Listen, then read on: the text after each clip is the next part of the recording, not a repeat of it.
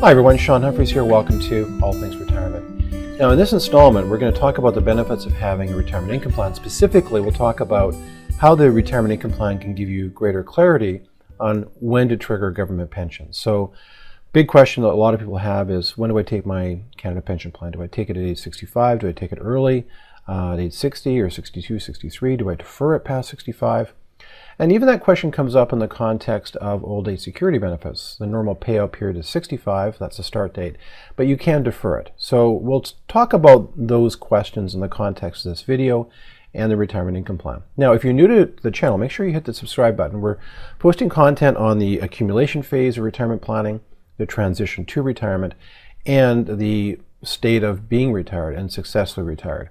So if you don't want to miss future content, make sure you hit the subscribe button. Now let's talk about when to trigger Canada Pension Plan benefits. I actually think there's two camps in this conversation. So one camp is take the money and run. So whether you're age 60, 61, 62, get that money out, because the survivor benefits to surviving partners, if you have a partner, are meager usually. And if you spent 30, 40 years contributing to the pension plan, start getting the money out. And so there's a lot of videos, we have them as well, on the crossover point as to when you're net ahead with that conversation or for how long. So that's one camp. The other camp is treat the government pensions as a long-term income security plan. That is like a defined benefit pension plan that's basically cost of living index. It's fully indexed. So for those folks that are more conscious about not wanting to outlive capital, to always have that income for the rest of their life, particularly if they don't have a good defined benefit pension plan that provides a very solid, baseline retirement income, then there will be a group of people that will want to maximize that benefit as much as possible. And in that scenario, there's different ways of playing it. So let's take a look at a little bit of a chart to illustrate this. So if you look at when to take Canada Pension Plan, obviously you can take it as early as age 60. The normal quote and retirement date is age 65, and you can actually defer taking Canada Pension Plan until you're age 70. And of course the payments go up over time. So if I take the benefits before age 65, then there's going to be a reduction of 7.2% per year for every year before age 65. So if I take it at age 60, the benefit for Canada Pension Plan will be reduced by 36%. Now, for every year that I defer taking Canada Pension Plan, the benefit's enhanced by 8.4%. So if I do not take it at age 65 and push it out to age 70, that would lead to a 42% increase in Canada Pension Plan benefits.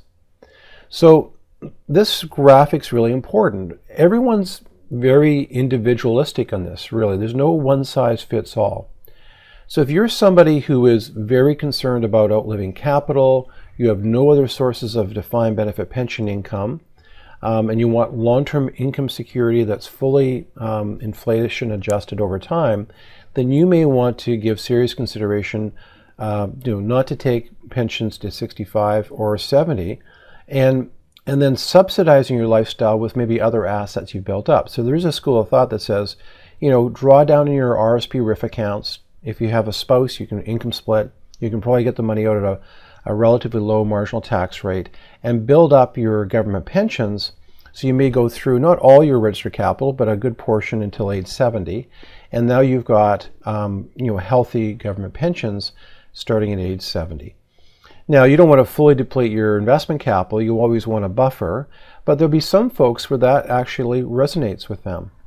Now, the other camp is if you have some government pensions, but you also have an employer-sponsored pension, you've got a sizable portfolio or a portfolio you think will be more than sufficient to meet your needs, then you might be in the camp that says, listen, I put money in this plan for a long time. I want to get the money out as quickly as possible. And at age, I'll use age 62 because that's the number we often will use. A question will come up, if you take it early at age 62, how long do you have to live until you're losing ground? And roughly that's age 76, age 77. So for a lot of people who have other sources of pension and guaranteed income, particularly defined benefit pensions that might be cost of living adjusted, you'll typically see those individuals take the pension early. So why can the retirement income plan help you get clarity on this particular question? Well, the way that it can help you have clarity is we can actually model these scenarios. So we can plug in, do you take it early? What's the long-term net benefit for cash flow? If you deferred it, use your RSP capital or RIF capital earlier, defer taking government benefits, what does that look like in terms of net cash flow? So you can go through different planning scenarios, talk about the assumptions around each of those scenarios, and that'll give you great clarity on your planning in this area. Now the other issue is old age security benefits. So if you look at old age security, and again I've got this chart here, the normal payout starts at age 65, but if you defer taking OAS benefits to age 70, that'll be a 7.2% increase per year, so a 36% increase at age 70. So in today's environment, the max benefit's roughly $7,707 per year. And if you deferred it, it would end up being in today's dollars $10,481 per year.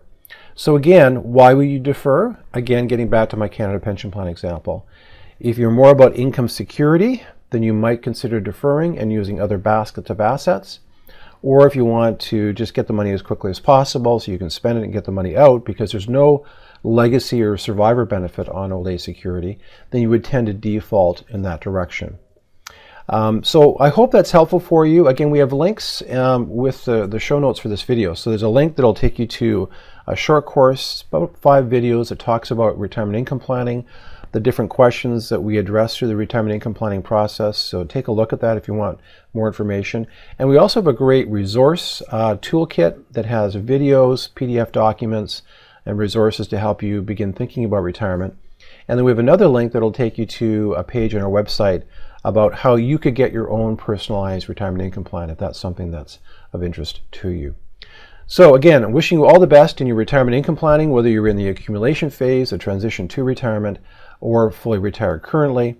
And again, hit the subscribe button if you want to get alerts on future content that we're posting on a regular basis. You take care.